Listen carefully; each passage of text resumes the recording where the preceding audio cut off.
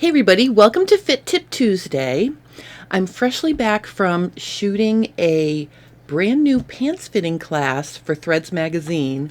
I had an amazing week last week, and I have to say when I was setting up today to shoot this Fit Tip Tuesday video, I was reminded of the luxury experience I had on set at Threads, because I was working with two very talented videographers, plus Sarah McFarlane was on set as well to sort of produce everything and help me, and the videographers helped me too. So I set up by myself today, so I don't have my support staff, but I think it's going to be okay. I'll have more information about this new exciting class going forward. It will be released in the fall. So that's my exciting news on that. I want to continue with my series on body-specific pants fitting adjustments that you may do before you cut out your fit muslin.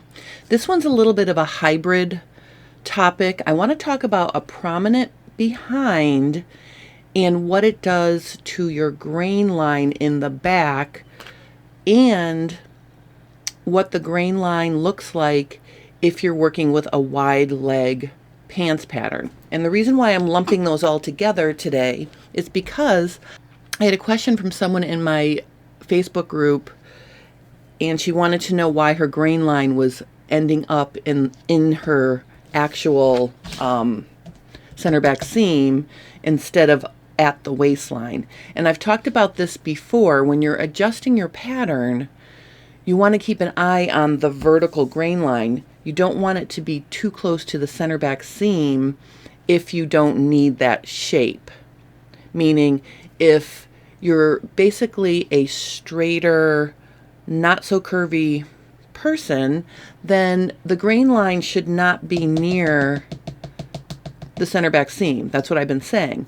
But I have an exception to this rule, and it can be exacerbated by a prominent behind. So let me just show you here. All right, so I'm just going to highlight, this is the grain line, and I'm going to highlight it in red so you can see. And I'm working with a mini Sorsha Classic Slim trouser pattern, but it really doesn't matter. The grain line is a significant distance from the center back seam. Now, if you're working with adjusting your pattern for a prominent behind, you want to have more of an angled center back seam. So the more round and curvy your behind is, the more likely it's going to be that you want your center back seam to be on an angle. Now you'll notice on my Sorsha pattern, I have two options for the center back seam. I have a flat butt, which is more of a straighter center back, and then I have the angled that I use to start with average and full butts. So I'm just going to highlight that. Okay, and you can see that doing that, or having an angle, brings it closer to the top of the vertical grain line. And actually, if I were to adjust it a little more, because it may be that you need more, and in your fitting you would find this out, but I just want to show you here. If I make it more angled, you can see it gets even closer to the center back seam. If you have a really curvy behind, and you angle the center back seam to make more negative space or more room inside for your body to fill out, then you may also have to make a like adjustment on the side here and put back what you're adding. So you can see that even accentuates the position of the grain line farther, because now we've even got more over here. So all of this works if you need more room inside your back leg for a prominent behind. Angling this, or even angling it a little bit more, is going to give you more room. It's taking fabric away from the center back seam and basically digging a bigger hole for you to sit in. Okay, so that's why this is good for a prominent behind.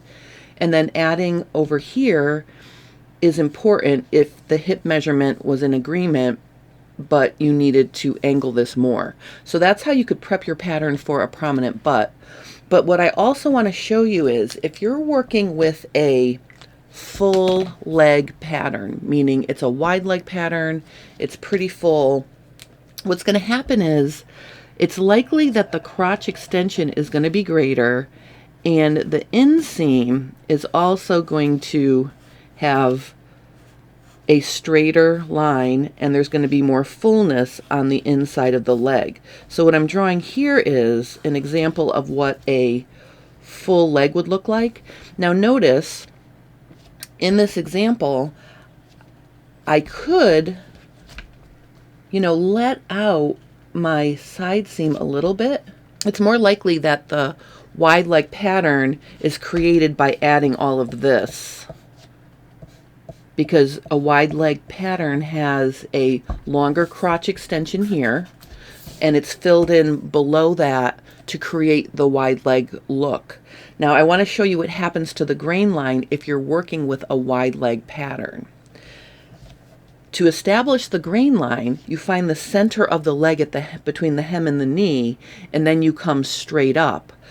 So if I were to establish the grain line now, I'm just going to show you here. I'm going to quickly find my middle, okay, and it's going to be here, and then I'm just going to follow that straight up, and I want to show you how it brings the grain line even closer to center back, okay. And if this was even fuller, because I've seen patterns where the fullness is really growing out of the inseam like this. So the shape looks like this, and then maybe the leg over here actually just comes straight down on the side seam like that.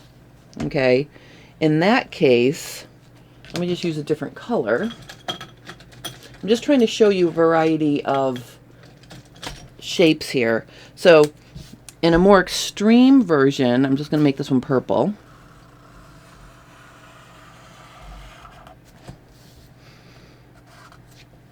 Okay, and let's say it's like this, because that can also be the shape of a full leg. If I were to find the grain line for this one,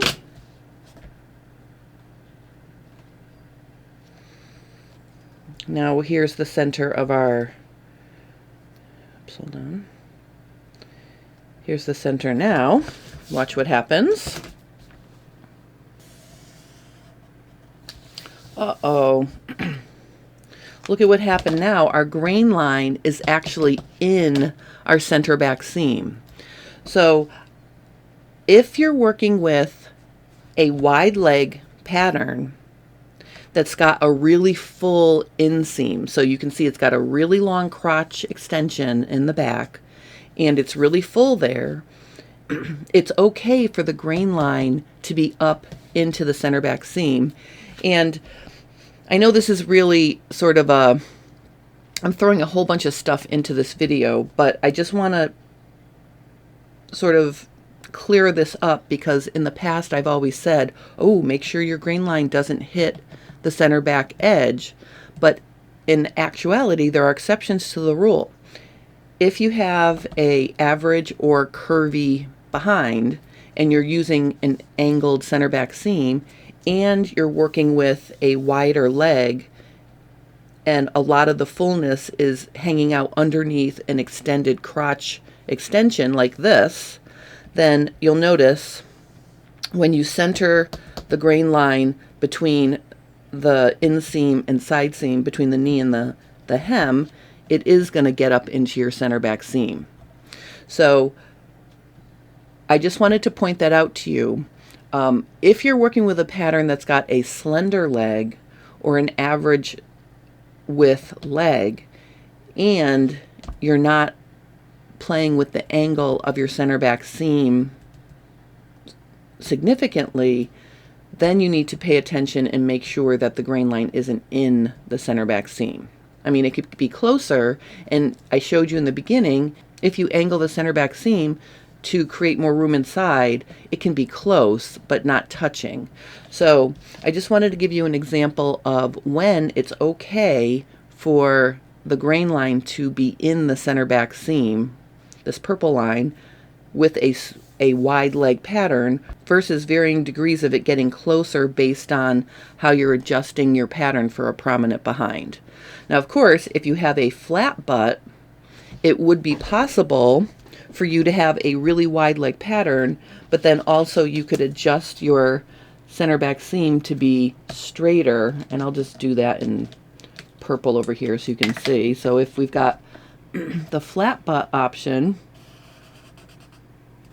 and you're straightening out your center back seam, notice even with a wide leg, it's not touching.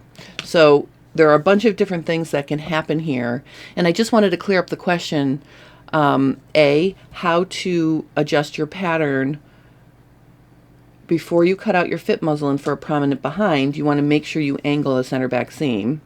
And then also I wanted to clear up the issue of where can the vertical grain line end up at the top. So I just wanted to give you some variables that can affect where that ends up, and adding to the inseam or having a full leg underneath a longer crotch extension brings the grain line closer to center back. So I hope if you've been wondering about what's going on with your vertical grain line and whether or not it's too close to your center back seam, I hope this helps you. Tomorrow during subscriber Q&A, I'm going to show you how to fit your neckline if you have a more slender neck than average. So I'm going to show you how to bring in the neckline for a slender neck tomorrow. And then on Friday, during FabFit Friday, we're going to be working on my bias top and dress pattern. And I'm really excited. If you're watching this now and you have nothing to do in another hour or two and you want to join me, I'm teaching a class for Pattern Review Bias 101. And you can see in the background here, I have my two top samples I've been working on to show the difference between how fabric lays on the bias versus the straight of grain. That's something I'll be covering in that class. But I'll also see you on Friday for, really this is going to be episode 2 of the bias top and dress sew along, and we'll be working on the pattern on Friday.